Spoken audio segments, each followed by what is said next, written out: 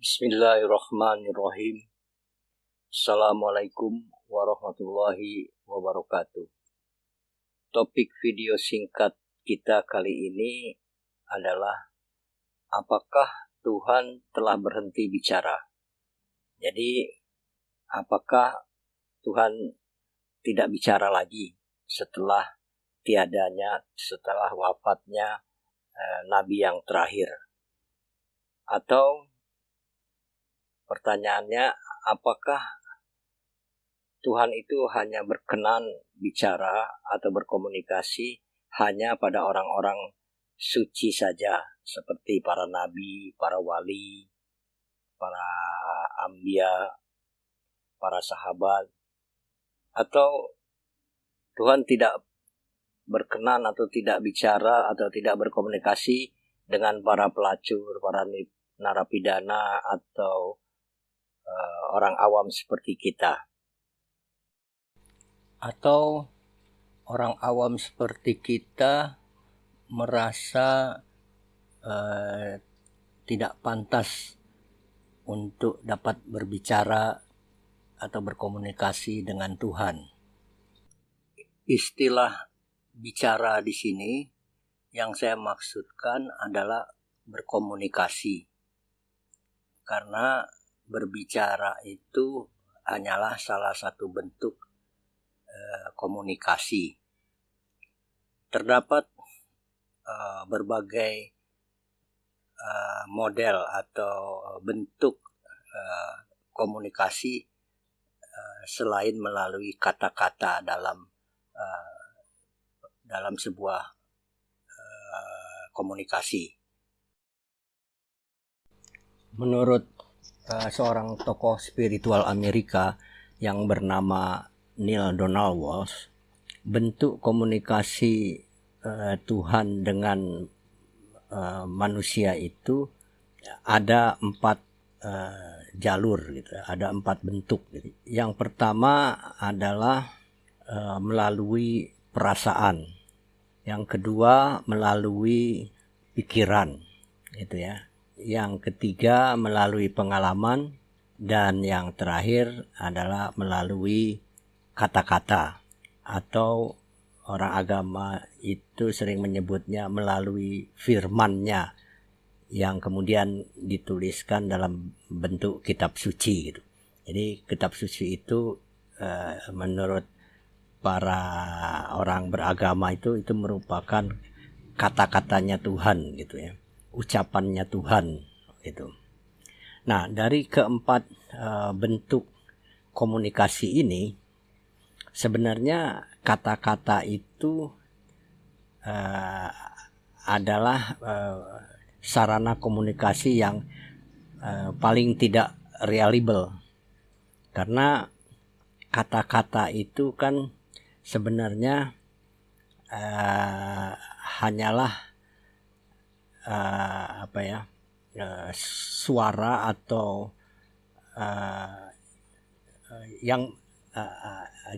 suara atau kata-kata itu hanyalah sesuatu yang mewakili perasaan, pikiran atau pengalaman gitu.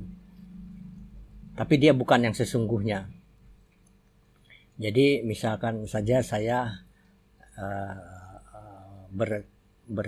bercakap atau cerita sama Anda melalui kata-kata tentang perasaan saya gitu. Nah, mungkin atau tentang pikiran saya atau tentang pengalaman saya. Nah, kata-kata yang saya sampaikan itu kan sebenarnya belum tentu persis mewakili apa yang saya rasa atau yang saya pikirkan atau yang saya alami gitu. Begitupun Anda di dalam menangkap percakapan dengan saya itu gitu. Jadi dari keempat model komunikasi ini, komunikasi melalui kata-kata itu yang dianggap yang paling tidak reliable gitu. Karena kata-kata itu hanyalah upaya untuk menggambarkan perasaan, pikiran atau pengalaman. Jadi dia kurang reliable gitu. Dia bukan yang sesungguhnya kata-kata itu. Nah, kemudian kalau kalau komunikasi kita dengan Tuhan itu melalui perasaan, perasaan itu di dalamnya harus terkandung ada sense atau rasa cinta, love gitu. Kalau melalui pikiran gitu, ciri-cirinya biasanya mengandung kegembiraan. Nah, kalau melalui kata-kata itu harus mengandung kebenaran gitu. Artinya enggak jelimet gitu. Jadi kalau itu kata-katanya Tuhan gitu, atau firman-Nya Tuhan, semestinya itu sederhana, simpel dan mudah dipahami gitu, tidak berbelit-belit gitu. Sehingga orang bisa menjadi salah paham. Nah, sekarang pertanyaannya adalah, apakah Anda melalui perasaan, pikiran, atau pengalaman hidup Anda itu Anda merasa berkomunikasi dengan Tuhan gitu.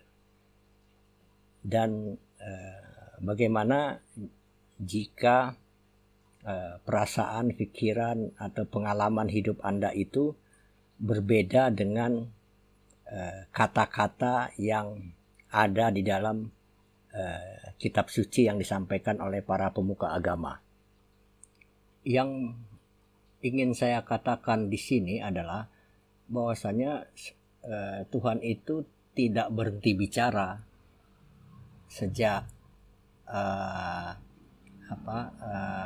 tiadanya nabi yang terakhir itu. Dia tetap berkomunikasi dengan seluruh makhluknya, termasuk kita di dalamnya, melalui itu tadi, melalui perasaan, melalui pikiran, melalui pengalaman, ataupun melalui kata-katanya gitu. Cuman kalau kata-katanya itu kan oleh orang agama sudah dianggap final gitu ya, yang tertulis di dalam kitab suci gitu. Nah, jadi sekarang tinggal kita bagaimana kita memahami perasaan kita, pikiran kita, dan pengalaman hidup kita itu sehingga kita bisa memahami petunjuk dari Tuhan yang disampaikan melalui perasaan, pikiran, ataupun pengalaman hidup kita. Dan bagaimana pula jika itu tadi yang seperti saya katakan, jika ternyata pengalaman hidup kita atau pikiran kita ataupun perasaan kita itu berbeda dengan firman-Nya gitu, dengan kata-katanya. Kebanyakan orang beragama jika perasaannya atau pikiran atau pengalaman hidupnya itu berbeda dengan kata-katanya Tuhan atau dengan firman-Nya Tuhan, dia lebih memilih mengikuti firman-Nya Tuhan gitu, yang disampaikan oleh para pemuka agama itu gitu. Dia nggak percaya dengan perasaan atau pikiran ataupun pengalaman hidupnya gitu, karena dia sering menganggap ini jangan-jangan bisikan setan gitu kan, atau bisikan makhluk jahat begitu kan. Jadi dia tidak percaya, atau dia ragu, minimal dia ragu terhadap perasaan, pikiran, atau pengalaman hidupnya, dan dia tidak berani mengambil resiko mengikuti pikiran atau perasaan, pikiran, ataupun pengalaman hidupnya gitu. Dia lebih baik atau cari aman, udahlah ikutin aja firman-Nya Tuhan yang disampaikan oleh para pemuka agama itu gitu. Jadi makanya di video saya sebelumnya saya mengajak atau menyampaikan bahwasannya perjalanan spiritual ini cukup panjang dan berliku gitu ya. Diperlukan keberanian, kejujuran, keikhlasan gitu, untuk betul-betul kita bisa memahami hubungan kita dengan Tuhan yang kita yakini itu. Jadi jika suatu saat Anda merasa galau atau merasa bingung dalam hidup ini, tanyakan aja kepada Tuhan gitu yang Anda yakini itu, apa yang Anda harus perbuat, dan pasti Tuhan akan menjawabnya begitu. Perhatikan aja pengalaman hidup Anda, kemudian bagaimana pikiran Anda, bagaimana perasaan Anda. Misalnya saat Anda menonton TV gitu ya, menyimak cerita yang ada di TV itu, atau saat Anda membaca buku gitu ya, atau saat Anda sedang mendengarkan musik atau bertemu dengan rekan Anda atau seseorang begitu ya, atau Anda sedang memperhatikan alam semesta ini gitu kan, atau sedang mendengar kicau burung atau suara gemericik air gitu ya. Nah, saat itu lihat aja gitu, amati aja bagaimana perasaan Anda, pikiran Anda, ataupun pengalaman hidup Anda yang Anda lalui selama ini gitu kan. Nah, karena Tuhan akan menggunakan seluruh komponen alam semesta ini sebagai media atau alat komunikasinya dengan kita gitu. Jadi pada hakikatnya Tuhan itu tidak pernah meninggalkan kita seorang diri gitu, walau sedetik dan kapanpun gitu ya. Dia tetap selalu berkomunikasi kita melalui seluruh komponen alam semesta ini gitu ya. Bisa melalui cerita yang seperti saya katakan tadi, melalui cerita yang sedang kita tonton di TV gitu, atau yang buku yang sedang kita baca, atau musik yang sedang kita dengar, atau ucapan-ucapan yang disampaikan oleh orang yang baru kita ketemu itu gitu, atau kita lihat pemandangan, suara burung, suara mericik air, atau semilirnya angin gitu ya. Ya, semua itu adalah media yang digunakan Tuhan untuk menyampaikan sesuatu kepada kita itu di dalam menjawab pertanyaan atau kebingungan kita dalam hidup ini.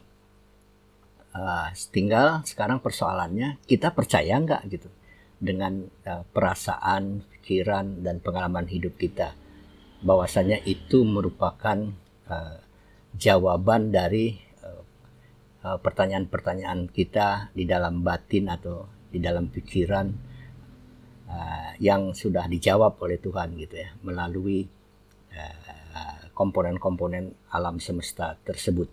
Saya rasa segitu dulu penyampaian saya dalam video pendek ini. Lebih kurangnya mohon maaf. Wabillahi taufiq wal hidayah. Wassalamualaikum warahmatullahi wabarakatuh.